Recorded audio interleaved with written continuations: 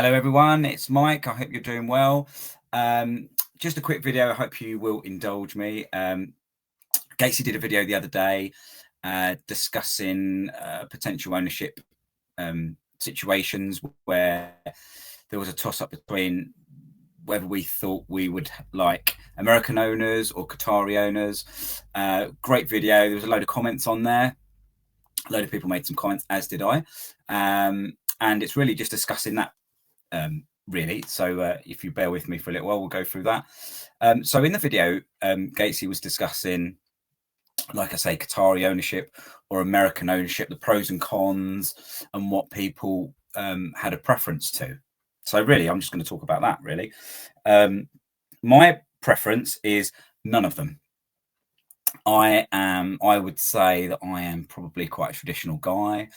I like the idea of British owners owning British football clubs, British players playing for British teams. Not completely, obviously. You need foreign ownership and you need foreign players to bring a bit of spice and all that sort of stuff.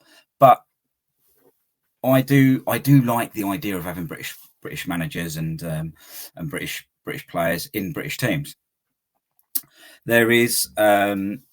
There's a situation where if 14 Premier League teams vote in a certain way, they can make things happen as well. And I think that's quite important when you consider potential American ownership, because generally speaking, Americans don't really seem to like the idea of relegation and promotion. They like their closed circuit sort of franchised way of doing things, which is what they have over there. And again, I really don't think, well, certainly not for me. And I think the pyramid that we have in England, especially, is unrivaled, and I think it's a fantastic way of doing it. The fact that you can take a club from the depths of nowhere and with enough money and enough planning and run a club well, you can actually take them to the Premier League. That is something you can do, and they don't want that. They don't want that. The Super League and all this sort of stuff. I think that would really kill British football, English football. I don't know how I would feel if you look at clubs like, when I was growing up, for example, Sheffield Wednesday were a massive club, and they were in the Premier League, and they're down in the doldrums and have been there for ages. And it would be a shame if they were denied the opportunity to come up. Even if you go back to, sort of the early 1900s, when you had, Preston North End and teams like that, they were massive clubs in England. And now, Preston are a Championship club, but, they haven't been in the have they been in the Premier League at all? I can't remember. But, you want to be able to play these teams. And also don't forget that really the only times that we get to play teams outside the Premier League is in the cups. So if you never got that opportunity to play clubs because they're not getting promoted or relegated, I just think it'd make it really boring. Imagine playing the same 19 teams year in, year out. I just think it just gets really, really boring. So for me, if that was something that the Americans wanted, it definitely isn't for me. And then if you look at just the Qatari side, and again, this is my opinion, everyone's different. And look, I totally understand if someone wants to come along and they want a super rich oil baron or whatever to come over and just chuck money at it, much in the same way that Chelsea did when they bought their success.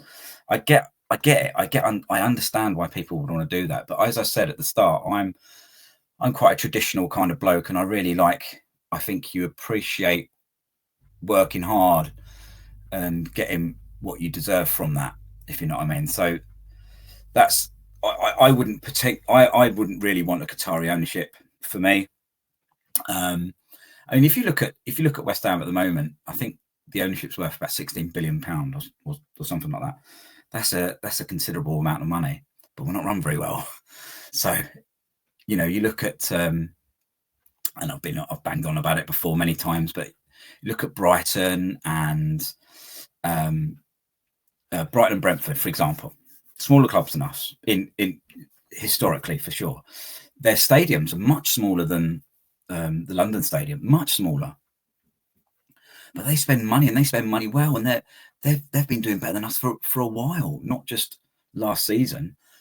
They're well-run clubs. They spend good money, but they buy well and they sell well, and it just goes to show. I mean, obviously they're rich. The owners are rich, but you don't have to be owned by a super rich billionaire to compete in the Premier League. I mean, imagine what the likes of Brighton and Brentford could do if they had a bigger stadium and it enabled them to spend more as far as sort of PSR is concerned and stuff like that. We're in that position. We can spend more money if we want to. We just choose not to. And when we do spend money, we spend it really poorly. So that's kind of my thoughts on that. I did a little bit of research because I thought it would be interesting to see where clubs laid in the Premier League and the Championship and who actually owned what. So I do have some numbers with me. When I went through and looked at it, I looked at situations where there was a majority share. So, for example, Palace. I mean, everyone thinks of Parish as being in control of Palace, but he doesn't actually have the majority share there. Well, so the figures said anyway. So obviously these figures might be slightly wrong, but that's what I went on. So when I did these numbers, I looked at really majority share. So Premier League. So there's obviously 20 clubs in the Premier League. And what I've done is I've broken it down to three things. So you've got American owners, British owners, and foreign owners. Obviously, the foreign owners include American owners in there. So in the Premier League, there are 11 American owners with a 50% or more sharehold on that. I mean, that's over half. That's over half of British clubs at the moment are owned by Americans. And you only need 3 more for them to have their say of what they want to do in the Premier League, and it can be voted through. An important thing to consider. Foreign ownership. So this is obviously, like I say, includes the American owners, 16, which leaves simple maths of only 4 clubs in the Premier League as it stands at the moment are owned by British owners. One of them is obviously us with David Sullivan, because he's got the controlling share. Brentford, I think, Brentford, Brighton, and for the love of me, I can't remember the other one. But yeah, so there's only four British clubs in the Premier League are British owned, which is scary, I think. I mean, for that, like I say, I don't think there shouldn't be any. Half. Say there was 10 clubs in the Premier League owned by foreign ownership. I think that would be fair, but nowhere near it. So then if I could look at the Championship, and again, American owners, British owners, and foreign owners, and there is 24 teams in the Championship. So American owners, 8, so slightly less than in the Premier League, but there are already 8. And the reason why I looked at the Championship as well is because obviously they're looking to gain promotion into the Premier League. So, if let's just say 3 teams went down and they were all British owned, and 3 came up and they were all American owned, there's your 14. So it's worth considering. Foreign owners in the Championship at the moment is 16, which again includes American ownership. And British owned clubs in the Championship at the moment is 8. So over the 2 leagues, you're looking at 12 clubs in the top 2 divisions of English football are owned by British people, which I think is pretty scary. And then obviously 32 are owned by foreign ownership. And like I say, I don't have a problem with foreign ownership or American ownership at all. I just think it's the amount, and I think those figures are scary for me. I think I don't know how you change that. We can't. Yeah, it's. I just think it's too many. It's too much. So to sort of bring it back to West Ham, like I said earlier at the start, I don't want to be owned by an American I don't want to be owned by American ownership. I don't want to contribute to the 14 personally.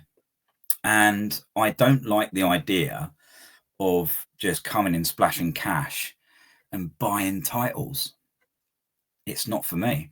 I like to earn something, and it feels a lot better when you're stood there and you think, you know, I did this the right way and earned it.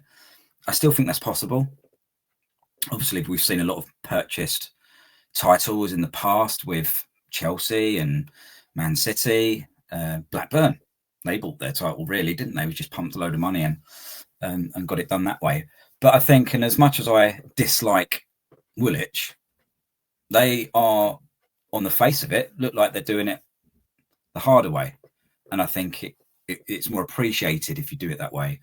Not that I like them at all, but that's the impression that I get from there. Even Newcastle, to a degree, I know they've got loads of money, but they're not actually splashing it, and this goes against what I'm saying. But the point I'm trying to get at, they're not just going and buying players willy-nilly and just buying the league. That it's not for me. And like I said earlier, I get why people would want to do that, and I wouldn't be against it. But it's if I had a choice, that's not what I would do. So yeah, so that's my thoughts on it anyway. Let me know what you guys think. Obviously, it's just an opinion, and there's no right or wrong answers here. So say what you think. That's how I feel about it. You might feel differently, but yeah, let us know in the comments what you guys think. And if you would be so kind as to drop a like on this, if you've enjoyed it, please do. If you've got any hype left in your hype locker and you want to do that, that'd be fantastic as well. And as always, if you aren't already a subscriber, then please subscribe. And Gatesy, mate, thank you very much for having me, and hopefully I'll see you guys soon. Take care. Cheers. Bye.